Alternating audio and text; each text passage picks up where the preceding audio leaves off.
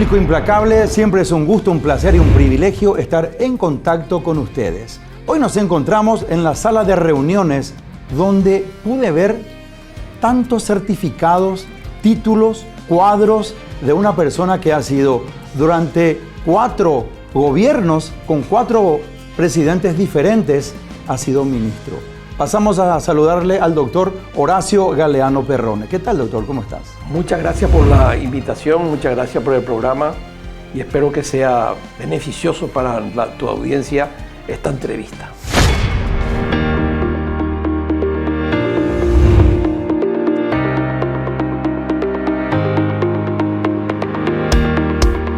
Doctor Horacio Galeano Perrone nació el 13 de octubre de 1945 en Mariscal Estigarribia, Chaco.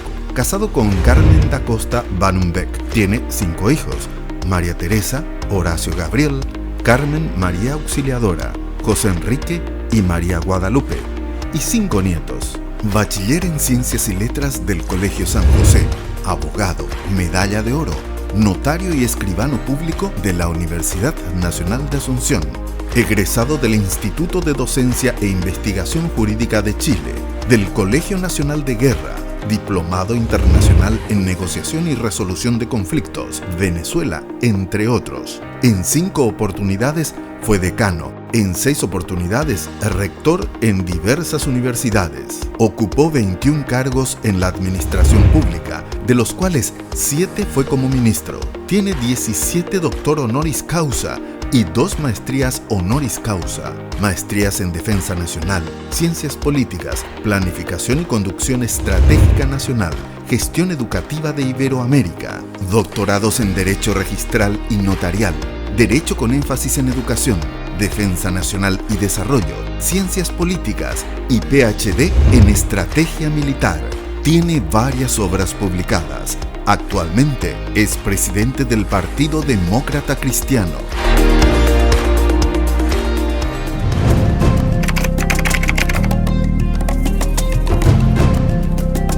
Gracias, doctor. Realmente impresionante la cantidad de títulos, certificados que encontramos, de fotos, de toda una historia, una carrera bastante voluminosa que tuviste durante tu vida, doctor.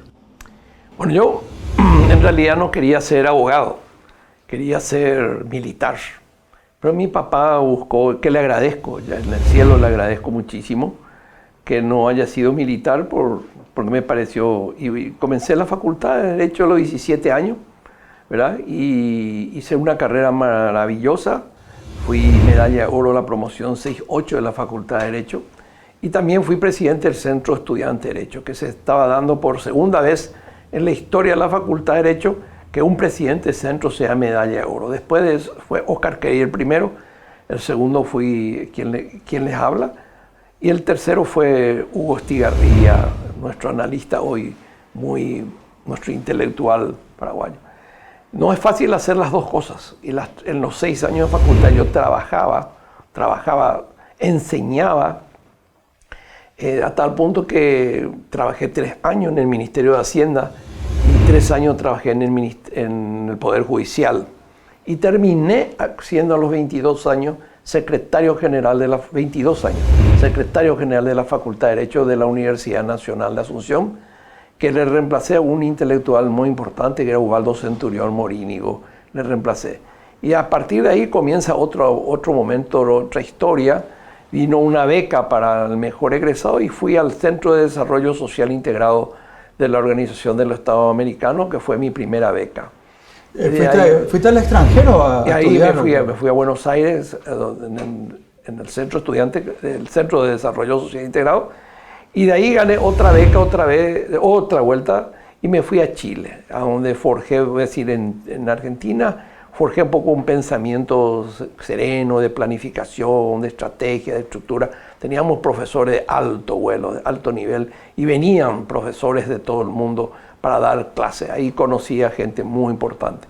Y después, ya casado, me fui becado a Santiago de Chile, viví todo el proceso Salvador Allende, viví todo el proceso. Unos meses antes vine a Asunción, y lo cual me forjó la segunda parte, es decir, desperté que los paraguayos no estábamos despiertos de todo el quehacer ideológico, entender un poco lo que es la derecha, lo que es la izquierda, cómo es la derecha, que puede ser una izquierda socialista o marxista, leninista, toda esa conjugación de cosas difíciles. Yo tenía 25 años, ya estaba en mi segunda beca, yo me recibí a los 22 años de abogado, entonces era muy positivo, pero a la vuelta comienza un poco el momento difícil, que fueron los momentos ya que fui ya calificado por el gobierno entonces como una persona opositora y bueno, me dediqué a la profesión de abogado.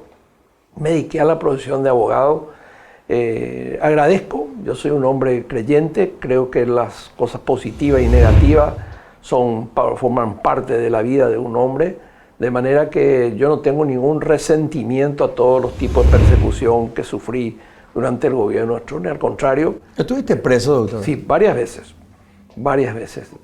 pero... ¿Cuál era la causa? ¿Orden superior? La primera vez fue cuando, en el caso Filártiga, le cité a 30 policías para el proceso, para una audiencia. Y la segunda vez fue cuando en el tradicionalismo, nosotros con Humberto Domínguez Edid, le querellamos a nada más y a nada menos que a Sabino Augusto Montanaro, ministro del Interior. Uno de los del cuatrinomio de oro. El que encabezaba.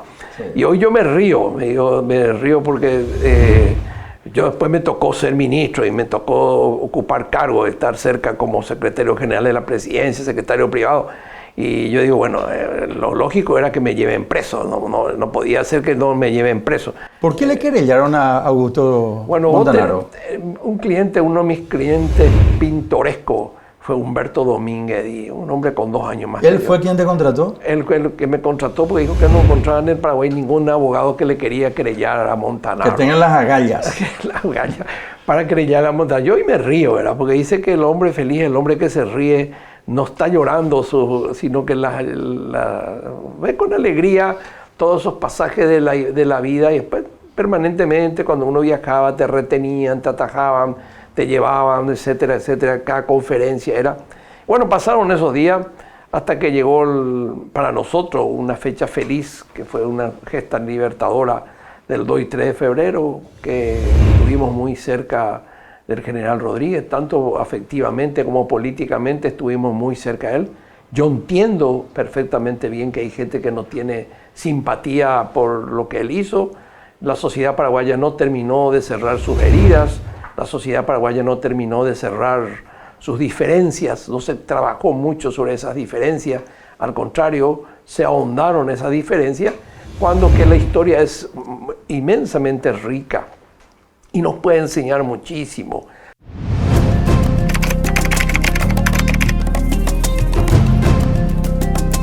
Recordemos el cuatrinomio de oro. El cuatrinomio de oro de aquella época, vamos a acordarnos que fue 86, 87. Sí, 86, 87. Más o menos. ¿Y quiénes estaban?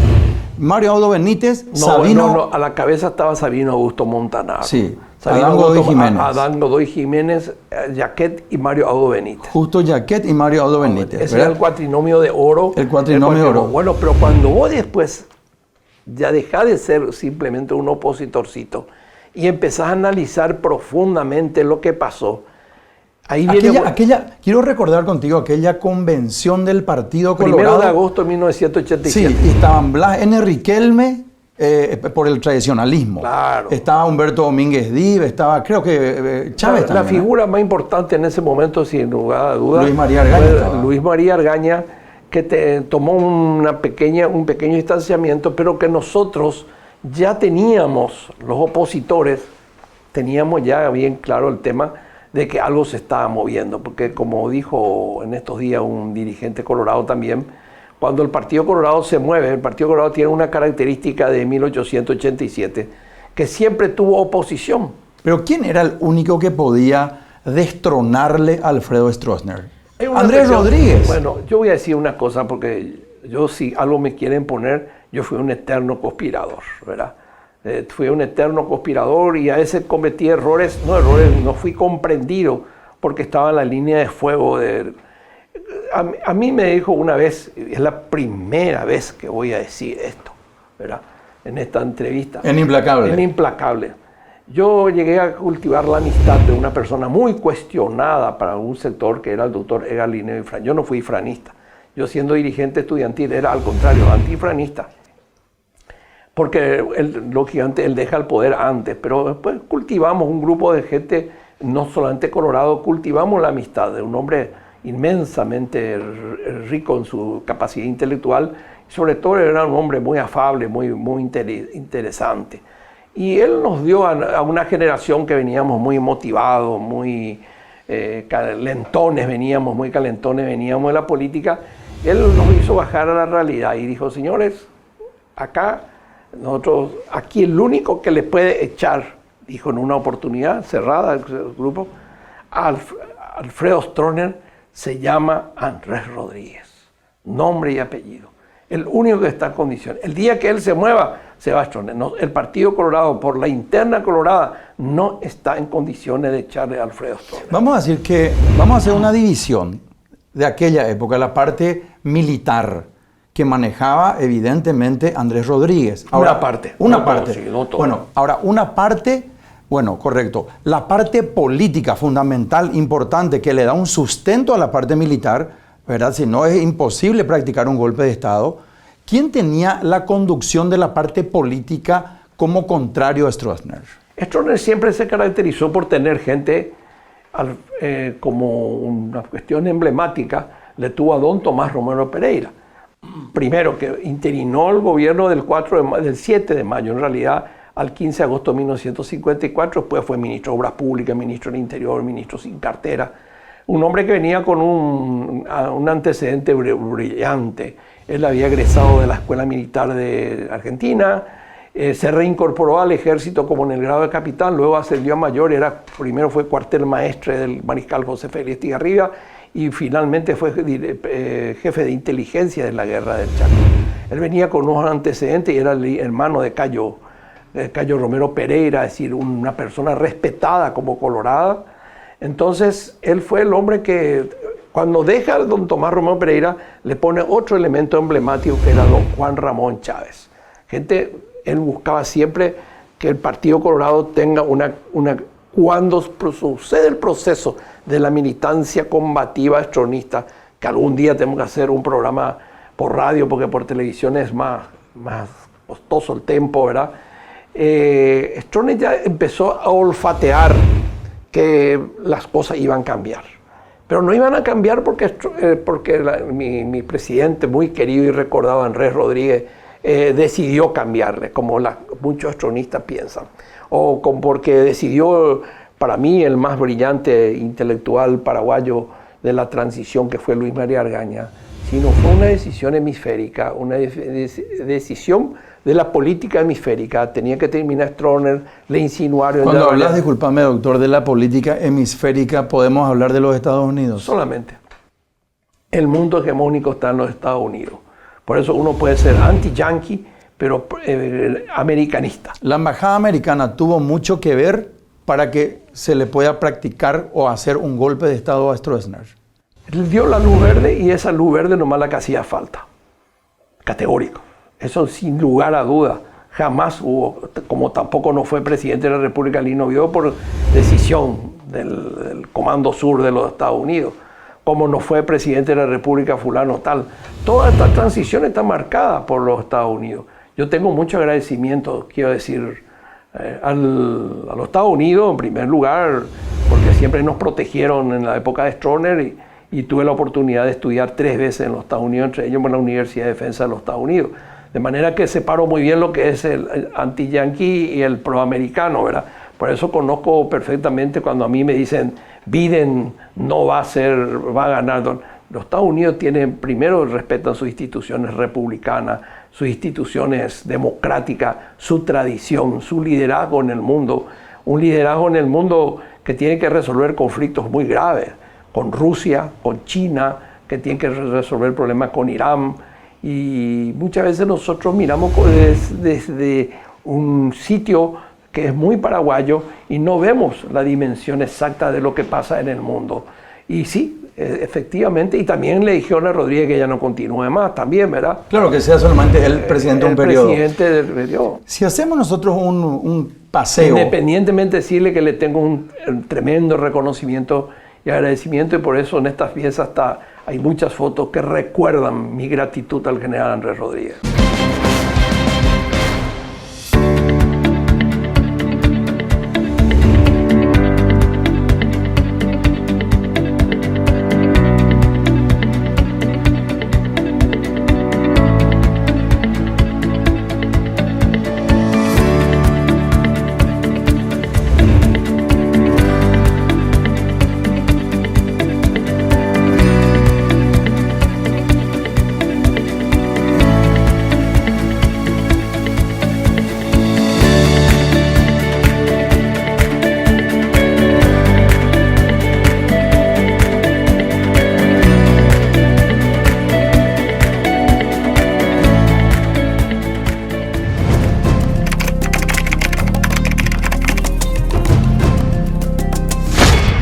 Si hacemos un paseo, repito, doctor, desde el año 1989, la gesta libertadora del 2 y 3 de febrero de aquella época, y venimos caminando Andrés Rodríguez, posteriormente los presidentes subsiguientes, Juan Carlos Guasmosi, etcétera, que vinieron, ¿cómo recorre todo lo que es la política del Paraguay llegando a hoy? Año 2000, ¿qué es lo que pasa con el Partido Colorado? La doctrina del Partido Colorado y la oposición, que siempre hubo dentro del Partido Colorado oposición y obviamente también los otros partidos. A esa pregunta tuya quiero resumir en lo siguiente. Se ha deteriorado muchísimo. Nada ha mejorado. El Poder Judicial no mejoró, empeoró. El Ministerio Público empeoró. La Fuerza Armada empeoró. La Policía empeoró.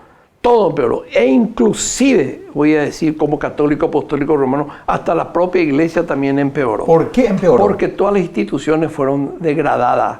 El sistema institucional del país fue muy degradado. ¿Por qué motivo? Y porque no funcionaron las instituciones y no se construyeron las instituciones. Nosotros construimos la democracia sobre el electronismo. La ansiada democracia, la ansiada libertad, entonces no vino a construir de buena manera todo lo que ocurrió desde el año 1989 a hoy. No podemos tampoco despreciar todo. Hay algo que es positivo, la libertad. Nuestros hijos y nuestros nietos nacieron en un ambiente de libertad y eso no podemos decir que no es así, ¿verdad? Hemos desarrollado otras cosas, pero nosotros podíamos haber estado en una situación mucho mejor. Las internas del Partido Colorado desgastaron, ganó el doctor Luis María Argaña, se le roba las elecciones, gana Oviedo, se le roba las elecciones. Todo eso desgastó absolutamente y fueron deteriorándose e inclusive desapareciendo instituciones que anteriormente tenían mucha fuerza. Por ejemplo, los sindicatos. Hoy no tenemos más ningún sindicato. El último sindicalismo que sobra en el Paraguay son los maestros, que están apenas funcionando. Las organizaciones campesinas, que eran mucho más fuertes durante la época de Stroessner, son ahora mucho más débiles porque vienen detrás de objetivos concretos.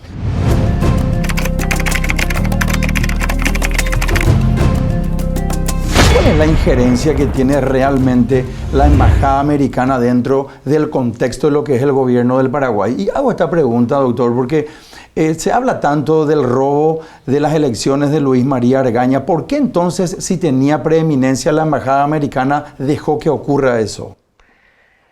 Porque yo creo que no hay que estudiar en forma muy lineal el tema de la incursión de los Estados Unidos. Los diplomáticos americanos son muy discretos y son muy prudentes. Vos tenés que tener un estudio profundo de la neurolingüística para entender cuando ellos te están diciendo algo. No fue fácil cada uno de estos capítulos y que han ocurrido en el Paraguay, ¿verdad? De manera que hay una intervención, pero siempre una intervención prudente, discreta, ordenada, como ocurrió en Bolivia. Bolivia le quitó por orden del Comando Sur de los Estados Unidos, probablemente van a tener comunicado por lo que estoy diciendo, y ese comunicado viene por otro lado, viene directamente desde el Brasil, que es el país hegemónico. Por eso, con la venida de Biden, el gobierno brasilero va a tener que hacer un replanteamiento. Ya no le va a tener a Donald Trump, va a tener que hacer otro juego geoestratégico en América Latina, como la misma cosa que con Maduro. A Maduro siempre le amenazaban que iban a sacarle, que le iban a quitar, y ahora sí le van a quitar, pero le van a quitar en otra forma, porque este tipo de política, Biden es un hombre que conoce mucho América Latina, y por lo tanto va a tener otra forma. Y nosotros tenemos que estar muy atentos de siempre lo que están haciendo los Estados Unidos, y sobre todo que tenemos dos países muy grandes al lado nuestro, que es la Argentina, donde el kirchnerismo, el peronismo, el justicialismo, hoy el kirchnerismo es fuerte, predominante, a pesar de todas las manifestaciones. Con una de esas manifestaciones que se le hizo contra Alberto Fernández, un gobierno como el nuestro podía haber terminado. Sin embargo, ellos tienen esa fortaleza, pero no estoy haciendo ninguna defensa. Estoy hablando de lo que son las instituciones que crearon el justicialismo y que ya no debía haber perdido frente a Macri, sino perdió porque Massa en ese momento hubo un desprendimiento del peronismo. Pero jamás el peronismo unido va a ir a perder en unas elecciones como la que se perdió, y van a recuperar el poder. Y todos esos son juegos que el presidente de la República tiene que estar atendiendo y entendiendo para saber dónde nosotros estamos jugando, porque se nos abre la frontera y tenemos un contrabando acá y liquidamos la industria en 5 minutos.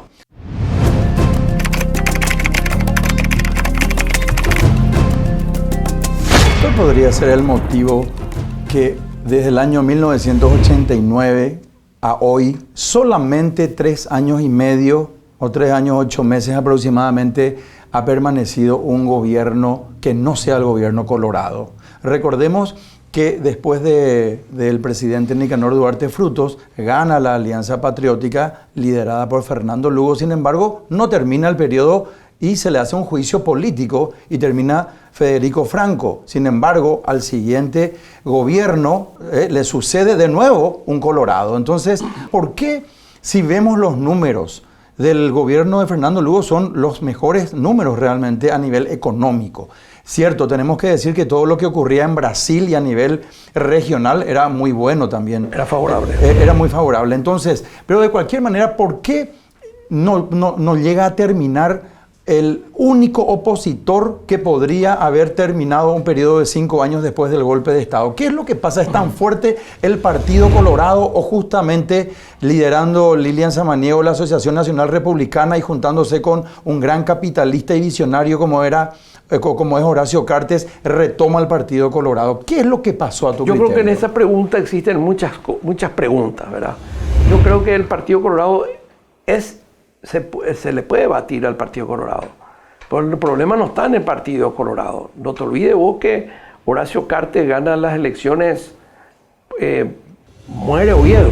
Si hubiera participado Oviedo en esas elecciones, Horacio Cartes no hubiera ganado las elecciones. Pero vamos a recordar algo, no doctor. hubiera ganado las elecciones. Oviedo iba solo. La alianza... no, estamos hablando cuando Cartes sube. Ya pudo haber ganado la oposición. Pero la gente de Oviedo se unió al Partido Liberal. ¿Te acordás? La verdad que fue muy... Se unió al Partido Liberal e hicieron una lista única para que Efraín sea la oposición. Sí, pero fue muy desordenado. Fue muy desordenado. Así no se puede trabajar en política. Eso fue muy desordenado. Muerto el líder, si ellos metieron dos senadores. Eso no era absolutamente... Y cuando ganó las elecciones Marito, ganó por un porcentaje ínfimo, entre comillas, bien discutible. Es decir, el Partido Colorado puede caer. Pero ¿de quién depende? No depende del Partido Colorado. Depende de la oposición.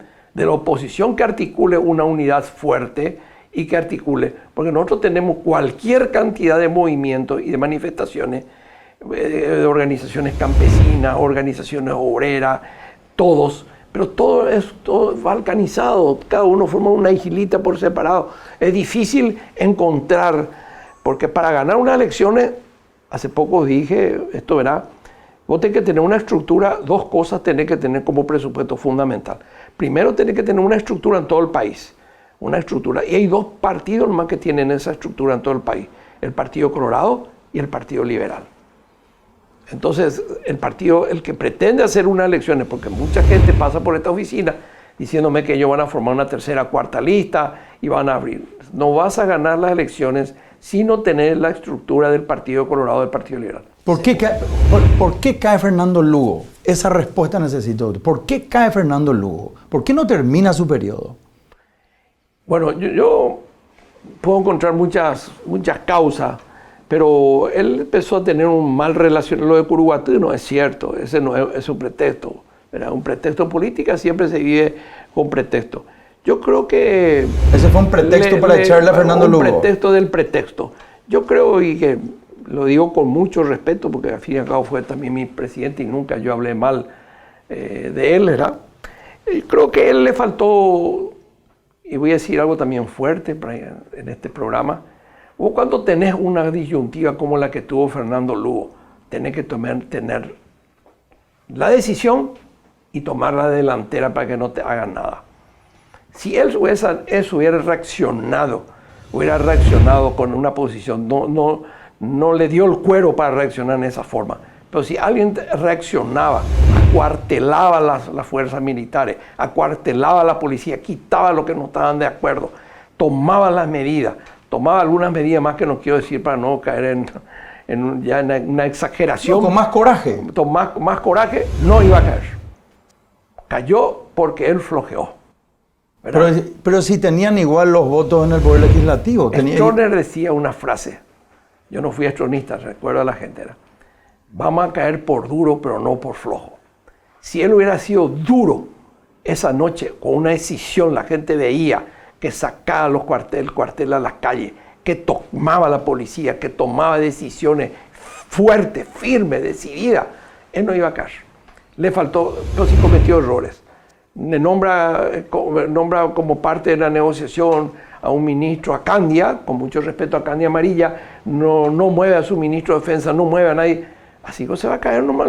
Es más, yo voy a decirte algo que también es la primera vez que digo, si Stroessner esa tarde, ¿verdad?, que Francisco Alcibiades Brites Borges le dice a Stroessner que hay una conspiración en cierne, porque él es el que le dice Fear Front. Pero no creyó a Stroessner. Bueno, pero si Stroessner ese mismo momento hubiera tomado una decisión, y te digo cuál es la decisión nomás, hubiera viajado a Paraguarí y se le hubiera refugiado en Paraguarí y ahí hubiera replegado y pedido, pero lo que pasa, mi querido Rodolfito, mi querido Rodolfo González Freeman, que nadie queremos morir. En el Paraguay conocemos muy poca gente que se decidió a morir en el campo de batalla, y recuerdo solamente el nombre en este momento de dos personas, del general Eudigis Díaz, ¿verdad? Siempre Eudigis Díaz, para mí un admirador de él, y el mariscal Francisco Solano López, el único héroe de América Latina que murió en el campo de batalla y no murió en el destierro ni en la ignominia.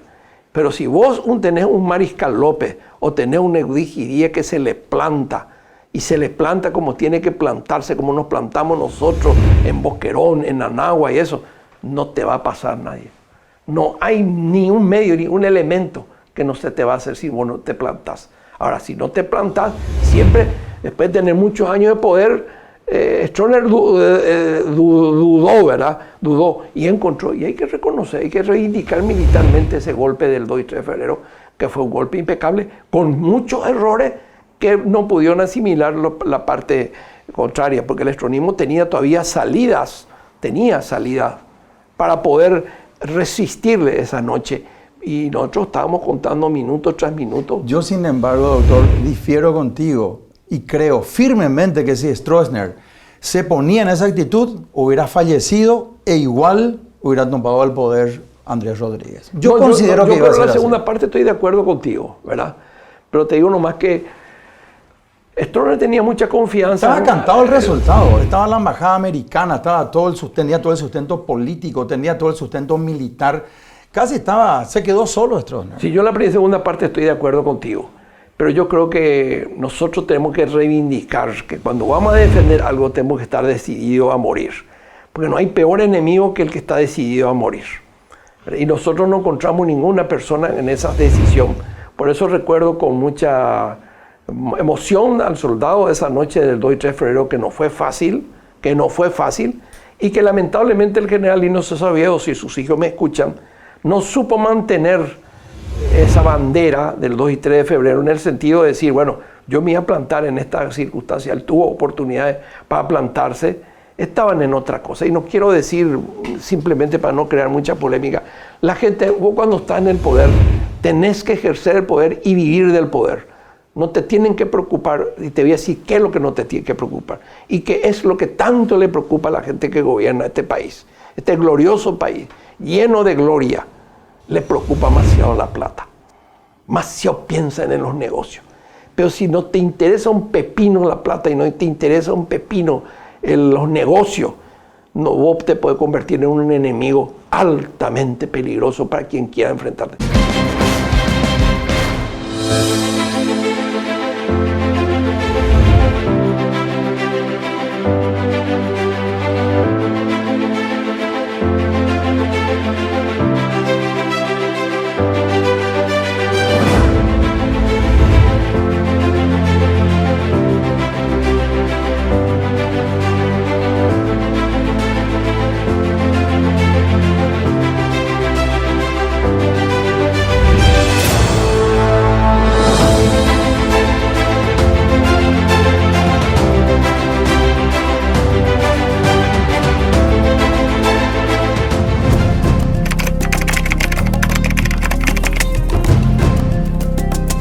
Recuerdo con pasión la historia de este país, recuerdo con admiración al coronel Rafael Franco. Le recuerdo también que el padre, el abuelo del presidente de la República, Victoriano Benítez Vera, el abuelo, que nunca lo recuerda. El papá de don Mario Audo Benítez. No, el papá de Manón. Ah, de Manón. Claro, de Manón. Victoriano Benítez Vera, héroe de Nanagua, que más tarde va a ser comandante de la primera división de caballería y que le vio morir a su hermano que fue en un avión con Ábalos Sánchez y que caen en pleno terreno. Era su hermano que era también de caballería, pero que muere por el as de la aviación boliviana, le había derribado el avión y el papá vio. El papá de Manón es un héroe singular, el famoso teniente primero Victoriano Benítez Vera. Y espero que el presidente se recuerde un poco más de su papá y de su abuelo y de su tío, ¿verdad? También que se recuerde de ellos, porque ellos dieron su vida por nosotros, como dio Pablo La Gerenza, como dio Ábalos Sánchez, como dieron todos ellos. Nosotros no podemos ser tan ingratos. Un país que vive mirando solamente su ombligo y no mira su historia, su sufrimiento, su sacrificio. Este es un pueblo heroico, es un pueblo un pueblo que hizo martirio desde el momento. Fue el único país en América Latina, la única cultura, la cultura guaranítica que no fue derribada. El guaraní sobrevivió. Ni la azteca, ni la inca, ni la maya. La única cultura que sobrevivió en la América Latina somos nosotros los guaraníes. Y de esa sangre venimos y esa sangre es la que nosotros tenemos, que parece un poco poético, pero es así.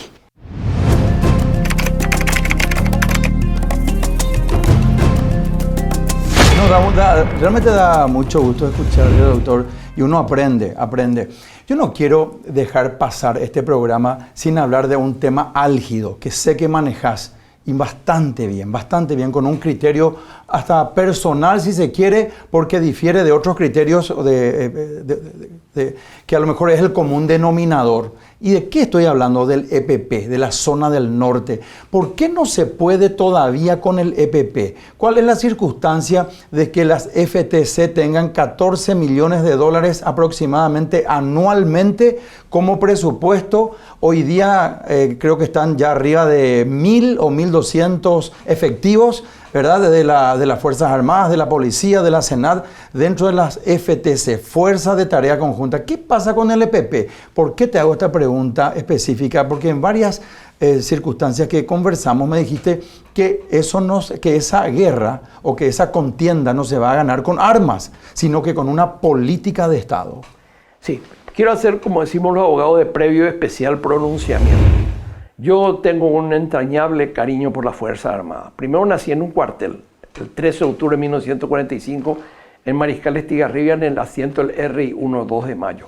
y viví hasta los 14 años en cuarteles, inclusive en la Argentina.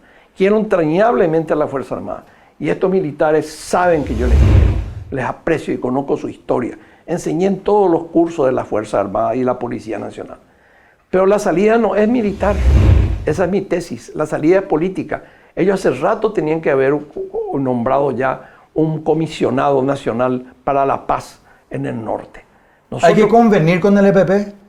No, yo creo que la palabra, eso de convenir, yo creo que el diseñador del norte, de la paz del norte, tiene demasiados elementos en el mundo para poder ser. Uno es la Cruz Roja Internacional, cuyo instrumento es valiosísimo y cuya tradición es de mucho respeto en el mundo.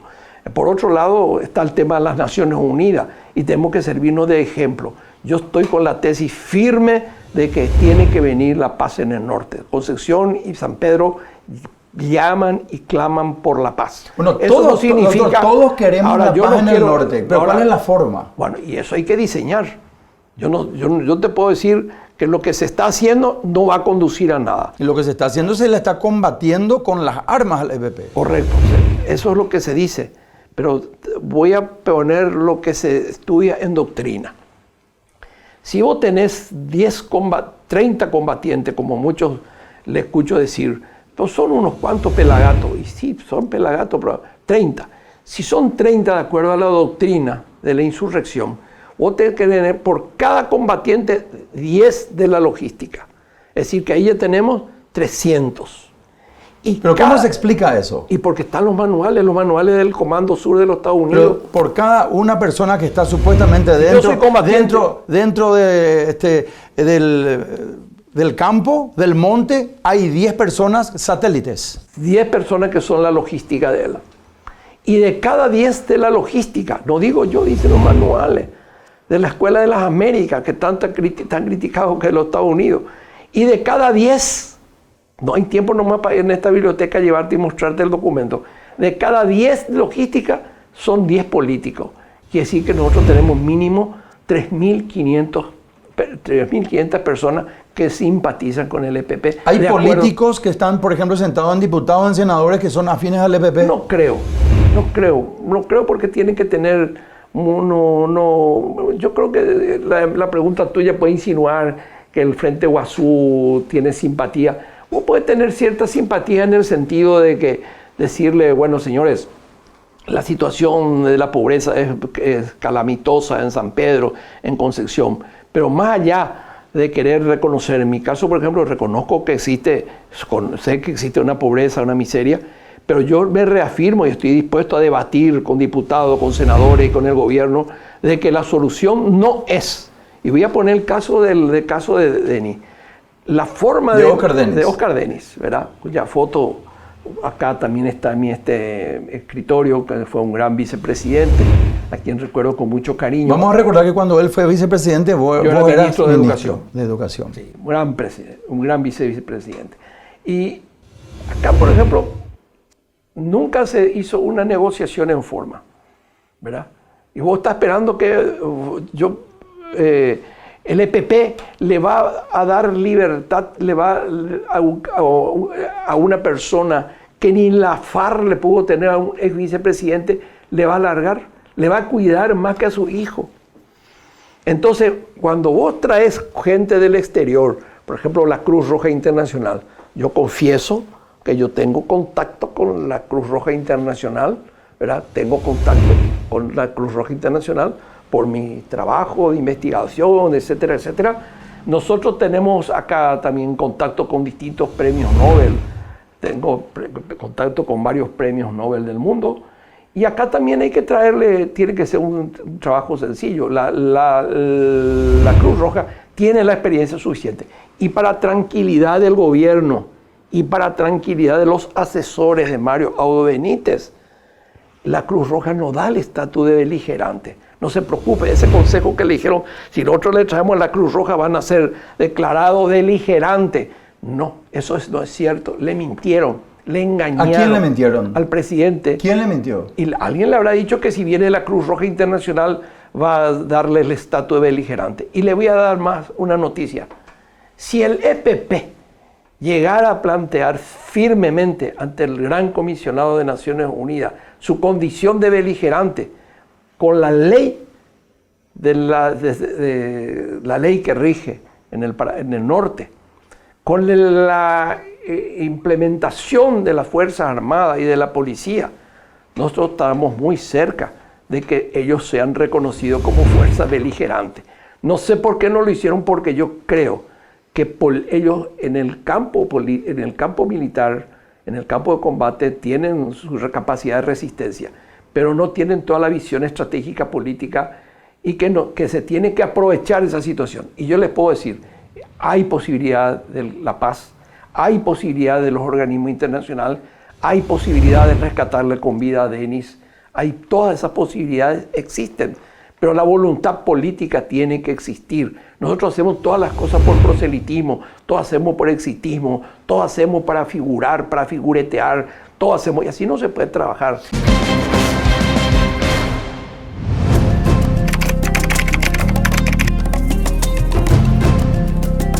Vamos a recordar las FARC. Desde el año 1964 hasta el año 2016, 52 años de existencia, un sinfín de secuestrados. ¿Cómo terminó finalmente, cómo terminaron las FARC siendo reconocidos como un partido político en Colombia? Nunca pudieron combatirles con las armas. ¿Sería un espejo a lo mejor de lo que terminaría pasando en el Paraguay con el EPP? Con la diferencia que Colombia tiene 500.000, nosotros tenemos 7.000, 8.000 hombres. Colombia tenía 500.000 hombres sobre las armas. Y como hay armas que no se pueden usar en ese tipo de combate, ¿verdad? Que, por ejemplo, nosotros no podemos en este tipo de combate usar morteros Toquebrán, por ejemplo. No podemos usar, por ejemplo, hacer fuego de aviación, o barrer porque va a ser muy peligroso, porque el enemigo no tiene un sitio como en la guerra del Chaco. Por eso los morteros Toquebrán tenían mucho efecto en el combate de infantería, porque teníamos, las líneas estaban bien definidas. Pero si esa Colombia con 500.000 hombres, siendo la segunda fuerza armada más numerosa de América Latina después de Brasil, que tiene 1 millón de hombres, con la mayor cantidad de helicópteros, de Apache en el mundo, después de China y Estados Unidos, no pudieron vencerle. Nosotros estamos haciendo un esfuerzo. Yo no quiero decir con eso de que darle la razón, de hacer. Y yo voy a sentarme, me dice alguien ahí, pues yo tengo amigos de todos los sectores, ¿verdad? Yo soy lo que soy, ¿verdad? Y suelo decir muy bien claro, soy católico, apostólico, romano y soy heterosexual, ¿verdad? Tengo 49 años de casado, pero yo soy un hombre que a pesar de mi edad, tengo sueños y creo que sí, que se puede hacer la paz. Y cuando más temprano, y voy a repetir las palabras de aquel hermoso encuentro del mariscal, entonces general José Félix Estigarribia y el general Peñaranda, que lamentablemente no podemos en el sitio mostrar una estatuilla que le hice hacer al señor Germán Guyari, que representa. ¿Qué le dice Estigarribia? Le entrego mi pistola que nunca disparó un solo tiro. ¿Y qué le responde Peñaranda? Le doy mi reloj que no veía la hora que termine la guerra. Siempre en el ser humano va a existir un camino buscando la paz. Yo no estoy alegando a favor del EPP, de ninguna manera. Al contrario, ¿verdad? No estoy alegando a favor de nuestros conciudadanos, de nuestros estancieros, de nuestros gobernantes, para que exista una paz, porque esto que está sucediendo en el norte puede tener en un momento dado consecuencias muy grandes para la paz del Paraguay. ¿Como cuáles, por ejemplo? Un secuestro a nivel urbano de una persona muy importante. No vamos a resistir. Y ellos con este camino van a estar en condiciones de poder hacer. No realizan porque sabe que hay que reconocer que nosotros tenemos una policía muy formidable, tienen bien controlado, nosotros no hay ninguna improvisación en la policía, no hay ninguna improvisación tampoco en los militares. Quiero decirle que mi mayor respeto para el soldado paraguayo que está allá en el norte, del ejército, de la marina, la aviación y de la querida Policía Nacional. La responsabilidad es de los políticos y la solución es política. Le estamos pidiendo a los militares que vayan y resuelvan un problema político con las armas. Eso es totalmente incongruente. No, yo me animo a levantar valientemente, decir una forma de decirle valientemente, señores, no podemos comprometerle a un ejército tan glorioso. Necesitamos que retorne nuestra Fuerza Armada, que nuestro comando de ingeniería tenga otra vez sus batallones que construyan camino. Necesitamos que nuestros cuarteles vengan otra vez los campesinos, que vengan a prestar su servicio militar. Si hay algo que estoy orgulloso es haber hecho el cuartel los 3 periodos en el CIMEFOR. Y creo que toda mi generación es orgullosa de haber sido. Que se reencuentre esa Fuerza Armada con su pueblo. Y repito las palabras de un ministro de Defensa del Brasil. Le dijeron, ¿cuándo se va a suprimir el servicio militar obligatorio? Y contestó, nunca. Brasil no puede suprimir su servicio militar obligatorio. ¿Y cuándo va a dejar de ser la primera potencia militar? Le preguntan a ese ministro de Defensa ya hace 15 años. Le dice, nunca. Brasil no va a dejar de ser la primera potencia militar de América Latina. Cueste lo que le cueste a Brasil.